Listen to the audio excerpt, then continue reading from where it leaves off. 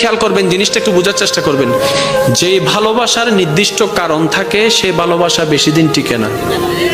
মনে করেন আপনি কাউকে ভালোবেসেছেন তার হাসি দেখে, এই হাসি যতদিন সুন্দর লাগবে ভালোবাসা থাকবে, হাসি যখন সুন্দর লাগবে না ভালোবাসা অটোমেটিক শেষ হয়ে যাবে। তো সত্যিকার ভালোবাসা কি জানেন? যে ভালোবাসার কোনো নির্দিষ্ট কারণ থাকে না, যে ভালোবাসা অন্তর থেকে হয়ে যায়, অনুভব থেকে হয়ে যায়, নির্দিষ্ট কারণ খুঁজে পাবেন না, না আপনার হাসি দেখে হয়েছে, না আপনার চোখ দেখে হয়েছে, না আপনার ব্যবহার দেখে হয়েছে, কোনো কারণ ছাড়া আপনি অটোমেটিক আপনার অন্তরে ফিল চলে আসলো, আপনি ভালোবাসা শুরু করলেন, যেটা আপনি দেখেন নাই, না দেখে ভালোবাসা শুরু করেছেন।